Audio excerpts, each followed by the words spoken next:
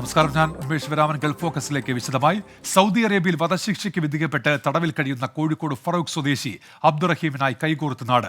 അബ്ദുറഹീമിന്റെ മോചനത്തിനായി 21 കോടി രൂപയിൽ അധികമാണ് സുമനസ്സുകൾ ഇതുവരെ സംഭാവന ചെയ്തത്. പെരുന്നാൾ ദിനമായ ഇന്നലെ മാത്രം 5 കോടിയോളം രൂപ സമാഹരിച്ചു. കേന്ദ്ര സഹായം അഭ്യർത്ഥിച്ച് അബ്ദുറഹീമിന്റെ കുടുംബം പ്രധാനമന്ത്രിക്കും വിദേശകാര്യമന്ത്രിക്കും നിവേദനം നൽകി. ഈ ഉമ്മയുടെ കണ്ണുനീർ കാണാതെ പോകാൻ ആർക്കുമാകില്ല. കഴിഞ്ഞ 18 വർഷമായി സൗദിയിലെ ജയിലിൽ കഴിയുന്ന അബ്ദുറഹീമിന്റെ മോചനത്തിനായി ഒന്നായി കൈകോർക്കുകയാണ് നാടും നഗരവും. ഇതുവരെ 21 കോടി 31 ലക്ഷം രൂപ ലഭിച്ചു. ഇതിൽ 15 കോടി ലഭിച്ചത് കഴിഞ്ഞ 2 ദിവസത്തിനിടെയാണ്. ഇനി മുന്നിലുള്ളത് വെറും 4 ദിവസം. വേണ്ടത് 13 കോടിയോളം രൂപ. സുമനസ്സുകൾ കൈകോർത്താൽ നിശ്ചിത സമയപരിധിക്കുള്ളിൽ ബ്ലഡ് മണി സ്വരൂപിക്കാൻ കഴിയും എന്നാണ് പ്രതീക്ഷ. 5 കോടി 53 ലക്ഷം പെരുന്നാൾ ദിനത്തിൽ നമ്മൾ അക്കൗണ്ട് കയറിയിട്ടുണ്ട്. അതേമാതിരി ഫ്ലോ ആയിട്ട് ഇന്നും നാളെയും ഫണ്ട് കയറുകയാണെന്നുണ്ടെങ്കിൽ അൽഹംദുലില്ലാഹ് നമുക്ക് ഫണ്ട് 14-ാം തീയതി ആകുമ്പോൾ തന്നെ ആവും. അതുകൊണ്ട് ഇത് കേൾക്കുന്ന എല്ലാ ആൾക്കാരും റഹീമിനെ സഹായിക്കാൻ വേണ്ടിയിട്ട് ഒരുപാട് നാട്ടിലും മറുനാട്ടിലുള്ള എല്ലാ വിഭാഗത്തിൽപ്പെട്ട ആൾക്കാരും വളരെ രംഗത്ത് ഇറങ്ങി പ്രവർത്തിക്കുന്നുണ്ട്. അതേസമയം കേന്ദ്ര സർക്കാരിന്റെ സഹായം തേടി അബ്ദുറഹീമിന്റെ കുടുംബം പ്രധാനമന്ത്രി നരേന്ദ്രമോദിക്കും കേന്ദ്ര വിദേശകാര്യമന്ത്രി എസ് ജയശങ്കറിനും നിവേദനം നൽകി. 24 കോഴിക്കോട്. സൗദി അറേബ്യയിൽ വധശിക്ഷയ്ക്ക് വിധിക്കപ്പെട്ട് ജയിലിൽ കഴിയുന്ന ഫാറൂഖ് സ്വദേശി അബ്ദുറഹീമിന്റെ മോചനത്തിനായി നടത്തുന്ന പ്രവർത്തനങ്ങൾക്ക് പിന്തുണ നൽകി സമസ്ത ഇസ്ലാമിക് സെന്റർ ദമാം കമ്മിറ്റി. ആദ്യ ഗഡുവായ 5 ലക്ഷം രൂപ കിഴക്കൻ പ്രവിശ്യയിലെ മതരാഷ്ട്രീയ സാമൂഹിക സാംസ്കാരിക ജനകീയ കൂട്ടായ്മ അബ്ദുറഹീം സപ്പോർട്ടിംഗ് സമിതിയിലേക്ക് കൈമാറി. Dammam SIC president Sawad Faizy Varkala അധ്യക്ഷത വഹിച്ച യോഗം സമിതി കൺവീനർ അരവിക്കുട്ടി ലവട്ടൂർ ഉദ്ഘാടനം ചെയ്തു.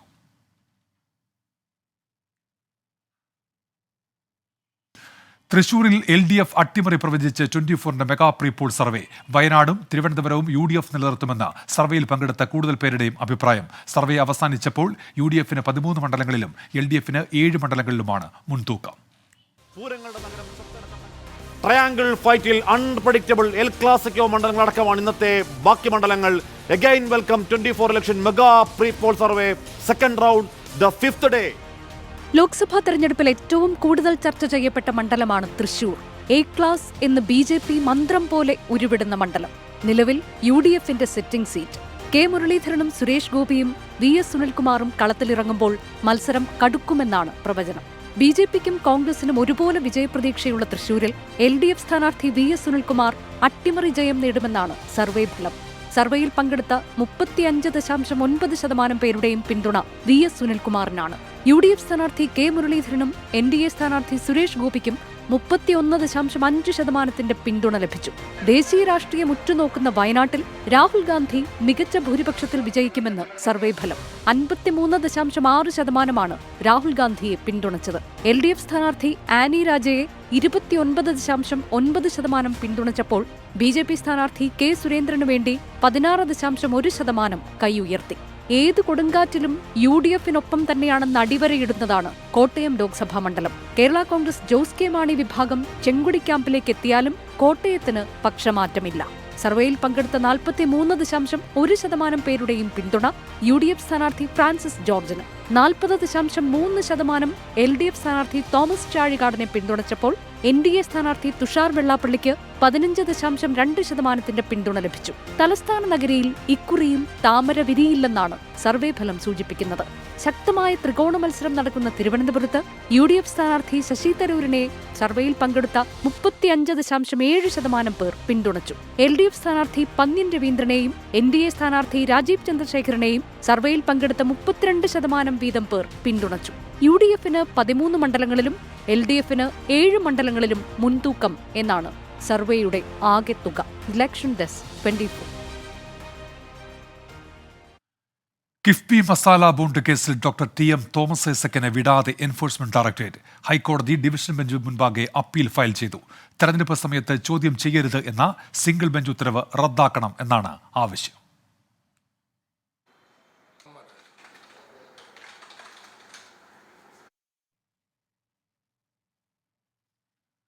മുഖ്യമന്ത്രി പിണറായി വിജയന്റെ മകൾ വീണ ഉൾപ്പെട്ട മാസപ്പടി കേസിൽ CMRL MD ശശിധരൻ കർത്തയ്ക്ക് എൻഫോഴ്സ്മെന്റ് ഡയറക്ടറേറ്റിന്റെ നോട്ടീസ്. തിങ്കളാഴ്ച ചോദ്യം ചെയ്യലിന് ഹാജരാകാനാണ് നിർദ്ദേശം. അതേസമയം കേസിൽ ഇന്ന് ചോദ്യം ചെയ്യലിന് നോട്ടീസ് നൽകിയിട്ടും CMRL ഉദ്യോഗസ്ഥൻ ഹാജരായില്ല. വീണയുടെ ഉടമസ്ഥതയിലുള്ള എക്സാലോജി കമ്പനിക്ക് നൽകാത്ത സേവനത്തിന്റെ പേരിൽ 1,72,00,000 രൂപ നൽകിയെന്നായിരുന്നു ആദായനികുതി ഇൻട്രീം സെറ്റിൽമെന്റ് ബോർഡിന്റെ കണ്ടെത്തൽ. ഇതുകൂടാതെ ലോൺ എന്ന പേരിൽ 250,00,000 രൂപ നൽകിയിരുന്നു. ഇത് സംബന്ധിച്ചാണ് ഇ.ഡി. കള്ളപ്പണം തടയൽ നിയമപ്രകാരം കേസെടുത്ത് അന്വേഷണം നടത്തുന്നത്. ഇല്ലാത്ത സേവനത്തിന് വീണയുടെ കമ്പനി പണം വാങ്ങിയത് കള്ളപ്പണം വെളുപ്പിക്കലിന്റെ പരിധിയിൽ വരുമെന്നാണ് ഇ.ഡി. കണക്കുകൂട്ടുന്നത്. ഇതിൽ വ്യക്തത വരുത്താനാണ് CMRL MD ശശിധരൻ കർത്തയ്ക്ക് ഇ.ഡി. നോട്ടീസ് അയച്ചത്. ഇതിനിടെ മാസപ്പടി കേസിൽ യഥാർത്ഥ വശങ്ങൾ ഇ.ഡി. പുറത്തു കൊണ്ടുവരണമെന്ന് മാത്യു കുഴൽനാടൻ ആവശ്യപ്പെട്ടു. ഇ.ഡിയുടെ ആത്മാർത്ഥതയിൽ സംശയമുണ്ടെന്നും മാത്യു കുഴൽനാടൻ 24നോട്. ഇ.ഡിയുടെ അന്വേഷണത്തിൽ ഞങ്ങളൊരു അമിതാവേശം കാണിക്കുന്നില്ല എന്ന്. ഇ.ഡിയുടെ ആത്മാർത്ഥത തെളിയണമെന്നുണ്ടെങ്കിൽ ഇതിന്റെ യഥാർത്ഥ വശങ്ങൾ പുറത്തു കൊണ്ടുവരികയും അതിന്മേൽ ചാർജ് ചെയ്യുകയും ചെയ്യണം. സ്വാഭാവികമായിട്ടും വീണ വിജയന്റെ കമ്പനിയാണ് ഒരു വശത്ത് കർത്തയുടെ കമ്പനിയാണ്.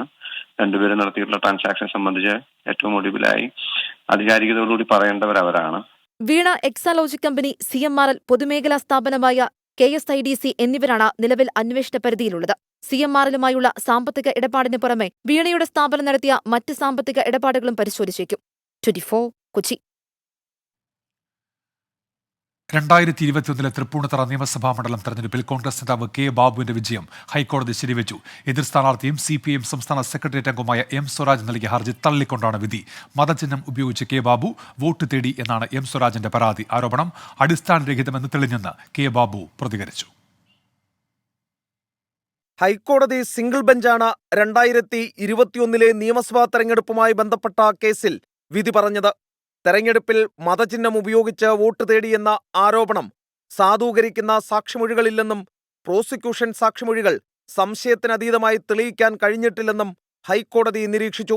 പ്രോസിക്യൂഷൻ ഭാഗത്തുനിന്ന് സ്വരാജിനു വേണ്ടി ഹാജരാക്കിയ 2 മുതൽ 5 വരെയുള്ള സാക്ഷികൾ പറഞ്ഞതൊന്നും വിശ്വാസയോഗ്യമല്ലെന്നും ഹൈക്കോടതി നിരീക്ഷിച്ചു. അതേസമയം ആരോപണം അടിസ്ഥാനരഹിതമെന്ന് തെളിഞ്ഞെന്നും ഇനിയെങ്കിലും അനാവശ്യ നിയമവ്യവഹാരങ്ങൾ ഒഴിവാക്കണമെന്നും കെ ബാബു പ്രതികരിച്ചു. ഞങ്ങൾ ആശങ്കപ്പെടേണ്ട ഒരു കാര്യമില്ല, ഞങ്ങൾ തെറ്റ് ചെയ്തിട്ടില്ലല്ലോ. കോടതി ഇപ്പോൾ ഏതായാലും കേരളത്തിലെ പരമോന്നത കോടതി സത്യം കണ്ടെത്തി കഴിഞ്ഞല്ലോ. ഇനിയും സുപ്രീം കോടതി പോണ സമയത്ത് അപ്പം നോക്കാം. ഹൈക്കോടതി വിധി വിചിത്രമെന്നും സമൂഹത്തിന് തെറ്റായ സന്ദേശം നൽകുമെന്നുമായിരുന്നു M. സ്വരാജിന്റെ പ്രതികരണം. വിധിക്കെതിരെ മേൽക്കോടതിയെ സമീപിക്കുമെന്നും സ്വരാജ്.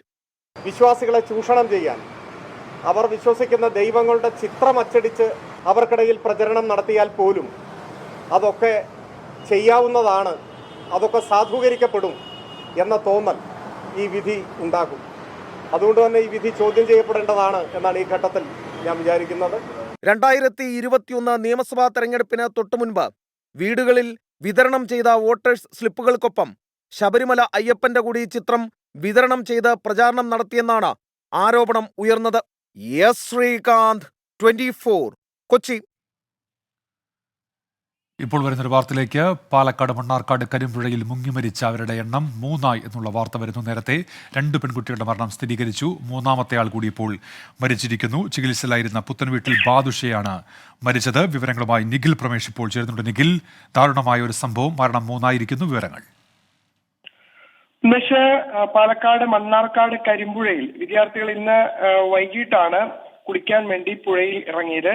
ഈ പുഴയിൽ അകപ്പെട്ട കുട്ടികളിൽ 3ാമത്തെ ആളും മരിച്ചിരിക്കുന്നു എന്നുള്ള വിവരമാണ് ഇപ്പോൾ ലഭിക്കുന്നത്. ചികിത്സയിലായിരുന്ന പുത്തൻ വീട്ടിൽ ബാദുഷയാണ് മരിച്ചത്. 17കാരനാണ് ബാദുഷ.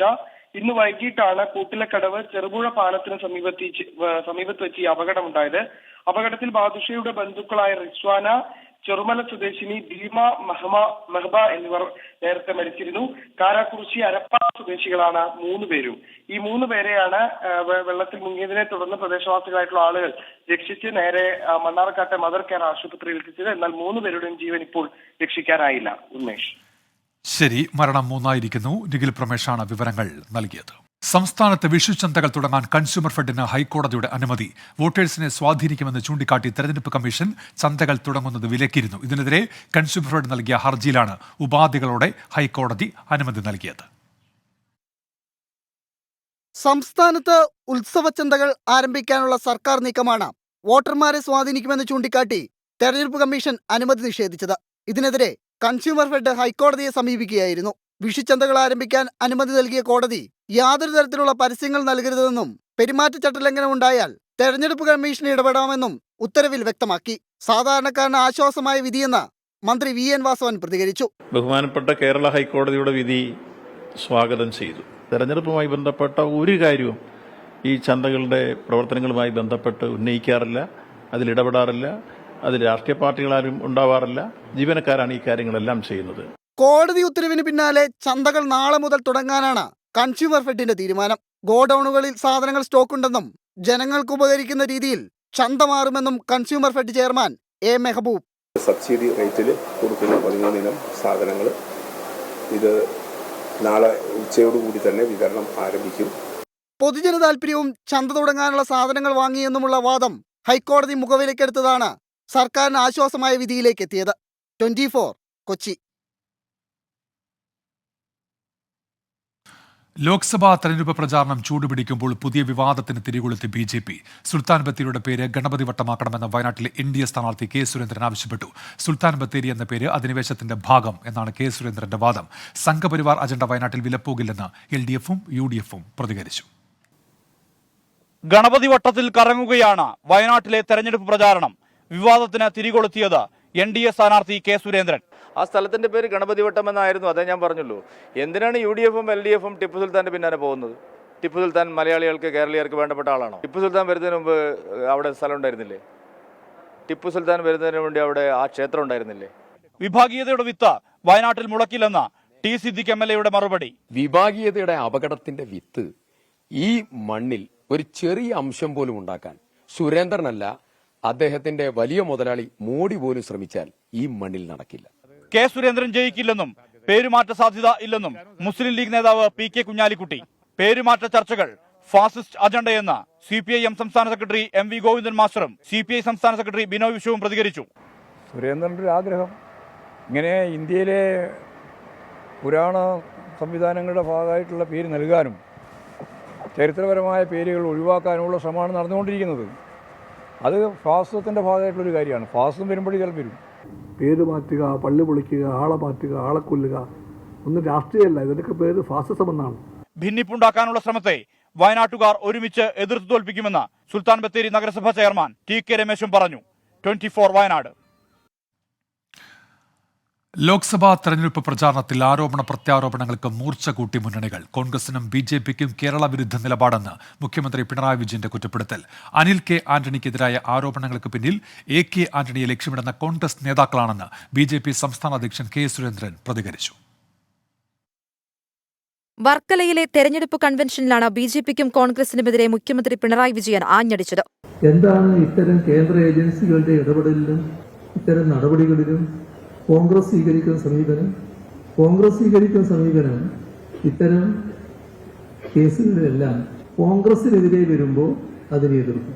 കോൺഗ്രസ് ഇതര പാർട്ടികളാണെങ്കിൽ ഇവർ കേന്ദ്ര ഏജൻസികളുടെ കൂടെയാണ്. ഇതല്ലേ നമ്മുടെ രാജ്യത്തിന്റെ അനുഭവം. പത്തനംതിട്ടയിലെ NDA സ്ഥാനാർത്ഥി അനിൽ ആന്റണിക്കെതിരെ വിവാദ ഇടനിലക്കാരൻ TG നന്ദകുമാർ ഉന്നയിച്ച ആരോപണങ്ങളോട് BJP സംസ്ഥാന അധ്യക്ഷൻ K. സുരേന്ദ്രൻ പ്രതികരിച്ചത് ഇങ്ങനെ. അനിൽ ആന്റണിക്കെതിരെ അല്ല ഈ ആരോപണം, അങ്ങനെ നിങ്ങൾ തെറ്റിദ്ധരിക്കണ്ട. ഇത് AK ആന്റണിയെ ലക്ഷ്യം വെച്ചുകൊണ്ടുള്ള ആരോപണമാണ്. ഇപ്പോൾ പറഞ്ഞു കേൾക്കുന്നതെല്ലാം കോൺഗ്രസിന്റെ ഏറ്റവും സീനിയർ ആയിട്ടുള്ള നേതാവായിട്ടുള്ള ശ്രീ AK ആന്റണിയെ ലക്ഷ്യം വെച്ചുകൊണ്ടുള്ള കോൺഗ്രസിനകത്തുള്ള ഒരു വിഭാഗമാണ്. BJP സ്ഥാനാർത്ഥികളെ ആക്രമിക്കാനുള്ള LDF-UDF ശ്രമത്തിന്റെ ഭാഗമാണ് തന്റെ സത്യവാങ്മൂലം ചൂണ്ടിക്കാട്ടിയുള്ള പരാതിയെന്ന് തിരുവനന്തപുരത്തെ NDA സ്ഥാനാർത്ഥി രാജീവ് ചന്ദ്രശേഖർ പറഞ്ഞു. വ്യാജ പ്രചാരണം നടത്തുന്നുവെന്ന രാജീവ് ചന്ദ്രശേഖരന്റെ വക്കീൽ നോട്ടീസിന് മറുപടി നൽകി ശശി തരൂരും രംഗത്തെത്തി. മനഃപൂർവ്വം അപകീർത്തികരമായ ഒരു പ്രസ്താവന നടത്തിയിട്ടില്ലെന്നാണ് ശശി തരൂരിന്റെ വാദം. ഞാൻ കിട്ടിയിട്ടില്ല, പക്ഷേ മാധ്യമത്തിൽ അതിനെക്കുറിച്ച് വായിച്ചിട്ടുണ്ട്, അത്രയും. ഈ വിഷയത്തിൽ എല്ലാവരുടെയും കേട്ടിട്ടുണ്ട്, പലവരും എന്നോട് പറഞ്ഞിട്ടുണ്ട്. അത് സത്യം തന്നെയാണ്, അതിലൊരു നുണയില്ല. ഞാൻ കേട്ടതിനെക്കുറിച്ച് ഞാൻ പറഞ്ഞു. പക്ഷേ ഞാൻ ഒരിക്കലും ആ ആരോപണം എൻ്റെ ഭാഗം വന്നിട്ടില്ല. ഞാൻ ഒരിക്കലും പറഞ്ഞു എൻ്റെ കയ്യിൽ വല്ല തെളിവുണ്ട്, ആരും എനിക്ക് പൈസ തന്നിട്ടില്ല BJP. അത്ര എനിക്ക് പറയാൻ സാധിക്കില്ല. BJP കേരളത്തിൽ മികച്ച പ്രകടനം നടത്തുന്നുവെന്ന് കേന്ദ്രമന്ത്രി മീനാക്ഷി ലേഖി ആത്മവിശ്വാസം പ്രകടിപ്പിച്ചു.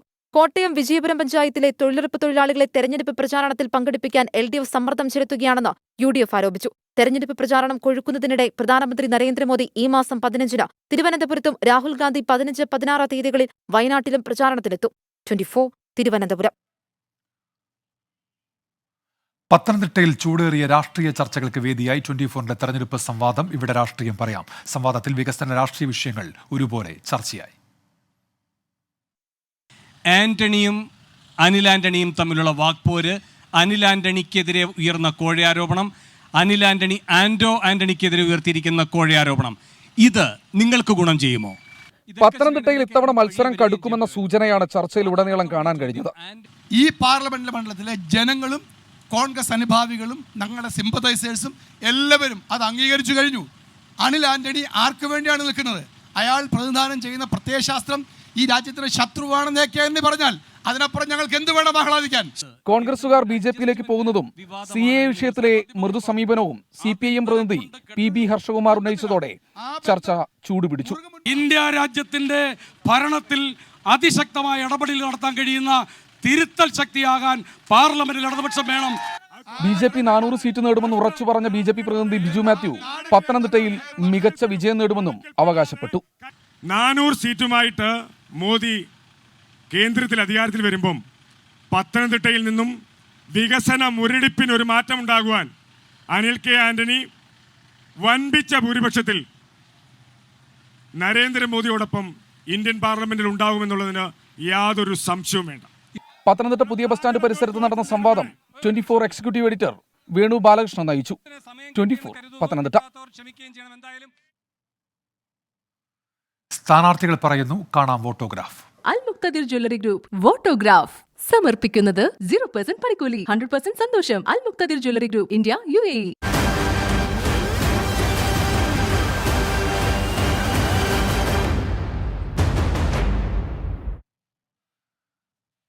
മലനാടും ഇടനാടും തീരപ്രദേശവും ചേർന്ന കൊല്ലം ലോക്സഭാ മണ്ഡലത്തിൽ വികസനം മുൻനിർത്തിയുള്ള ചർച്ചകളാണ് സ്ഥാനാർത്ഥികൾ നടത്തുന്നത്. റെയിൽ, റോഡ് ഗതാഗത നവീകരണവും ടൂറിസവും വനിതാ ശാക്തീകരണ പദ്ധതികളും മണ്ഡലത്തിൽ നടപ്പാക്കുമെന്ന് 3 പ്രമുഖ സ്ഥാനാർത്ഥികളും വോട്ടേഴ്സിന് ഉറപ്പു നൽകുന്നു. കൊല്ലത്ത് ഏറ്റവും കൂടുതൽ എനിക്ക് തോന്നുന്നു ഇനി ഫോക്കസ് ചെയ്യേണ്ടുന്നൊരു വിഷയം ടൂറിസം മേഖലയുടെ ഡെവലപ്മെൻ്റ് ആണ്. അതുപോലെ തന്നെ നമുക്കറിയാം, പിന്നെ എൻ്റെ മനസ്സിലുള്ള ഐഡിയാസ് നമുക്കറിയാം, കേന്ദ്രം നമുക്ക് കൂടി സ്വാധീനമുള്ള അല്ലെങ്കിൽ ഒരു പ്രധാനപ്പെട്ട ഒരു വ്യവസായ കരിമണൽ വ്യവസായ മേഖലയാണ്. മൂല്യവർദ്ധിത ഉൽപ്പന്നങ്ങൾ ഉണ്ടാക്കാൻ കഴിയുന്ന വ്യാവസായിക സംരംഭങ്ങൾ ആരംഭിക്കാനുള്ള ഒരു പരിശ്രമമാണ് സത്യത്തിൽ ഇപ്പോഴും നടന്നുകൊണ്ടിരിക്കുന്നത്. പക്ഷേ കേന്ദ്ര ഗവൺമെൻറ് നേരത്തെ പൊതുമേഖലയോടുള്ള താല്പര്യക്കുറവ് ഒരു പ്രധാനപ്പെട്ട വിഷയം തന്നെയാണ്. വിദ്യാഭ്യാസ രംഗത്ത് കൂടുതൽ ഒരു കേന്ദ്രീയ വിദ്യാലയം കൂടി കിഴക്കൻ മേഖലയിൽ, പ്രത്യേകിച്ചും പുനലൂർ മേഖലയിൽ ഒരു കേന്ദ്രീയ വിദ്യാലയത്തിൻ്റെ എല്ലാ സാധ്യതകളുമുണ്ട്.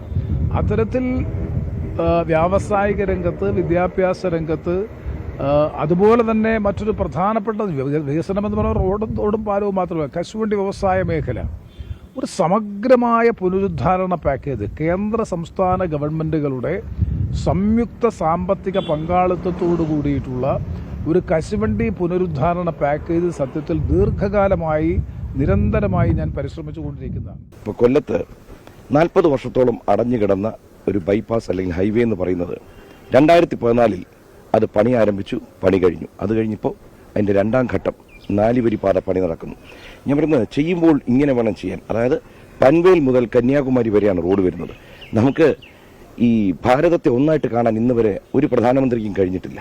അതാണ് ശ്രീ നരേന്ദ്രമോദിയുടെ പ്രത്യേകത. ഇതുപോലെ തന്നെ നമ്മളിപ്പോൾ റെയിൽവേ സ്റ്റേഷൻ്റെ ഇവിടെ നവീകരണ പ്രവർത്തനം നടക്കുന്നു 390 കോടി രൂപയുടെ. ഇതെന്തുകൊണ്ട് മുൻപ് നടന്നില്ല? അപ്പോൾ ബേസിക് ഒരു സ്ഥലത്തിൻ്റെ, ഒരു രാജ്യത്തിൻ്റെ വികസനം എന്ന് വെച്ചാൽ അടിസ്ഥാന വികസനം, അതായത് കണക്ടിവിറ്റി എന്നൊരു സാധനമുണ്ട്. ഇപ്പോൾ ശ്രീ നരേന്ദ്രമോദി കാണുന്ന എന്താണ്? ഭാരതത്തെ ലോകത്ത് 1ാം സ്ഥാനത്തെത്തിക്കുക എല്ലാ മേഖലകളിലും. വരും തലമുറയ്ക്ക് എന്തു വേണം?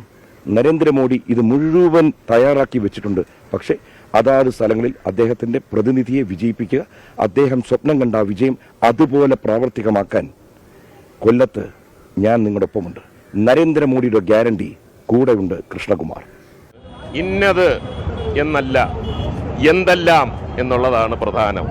നമ്മൾ അങ്ങനെ ഇപ്പം ഞാൻ MLA ആയിട്ട് നിന്നപ്പോഴത്തേക്കും പലരും എൻ്റെ അടുത്ത് ആദ്യം ചോദിച്ചു, കൊല്ലത്ത് പ്രഥമ ദൃഷ്ട്യ എന്താണ് ചെയ്യാൻ പോകുന്നത്? അങ്ങനെ പ്രഥമ ദൃഷ്ട്യ ഇല്ല. ഇപ്പോൾ 1748 കോടി രൂപയുടെ വികസനം കൊല്ലം മണ്ഡലത്തിൽ കൊണ്ടുവരാൻ സാധിച്ചത് ഏതെങ്കിലും ഒന്നിനെ ബേസ് ചെയ്തല്ല. ടോട്ടലായിട്ട് എന്താണ് ടൂറിസം, എന്താണ് പാലം, എന്താണ് സമുച്ചയം, എന്താണ് കലയുടെ ഹബ്ബ്, എന്താണ് വിദ്യാഭ്യാസം, എന്താണ് ആശുപത്രി, ഇങ്ങനെ ഓരോന്നും ഏറ്റവും പ്രധാനപ്പെട്ട ഗ്രീവിയൻസസുകൾ മുന്നോട്ട് വെച്ച് അതിനുവേണ്ടി പ്രവർത്തിക്കുക, പോരാടുക. IPL മുംബൈ ഇന്ത്യൻസിന് തകർപ്പൻ വിജയം. റോയൽ ചലഞ്ചേഴ്സ് ബംഗളൂരുവിനെ 7 വിക്കറ്റിനാണ് പരാജയപ്പെടുത്തിയത്. 197 റൺസിന്റെ കൂറ്റൻ വിജയ ലക്ഷ്യം കേവലം 3 വിക്കറ്റ് നഷ്ടത്തിൽ 27 പന്ത് ബാക്കി നിൽക്കെ മുംബൈ മറികടന്നു. അർദ്ധ സെഞ്ചുറി നേടിയ ഇഷാൻ കിഷനും സൂര്യകുമാർ യാദവുമാണ് മുംബൈയുടെ വിജയം എളുപ്പമാക്കിയത്. ബംഗളൂരുവിന്റെ സീസണിലെ 5ാമത്തെ തോൽവിയാണ് ഇത്. ഗൾഫ് ഫോക്കസ് പൂർത്തിയാകുന്നു. Good night.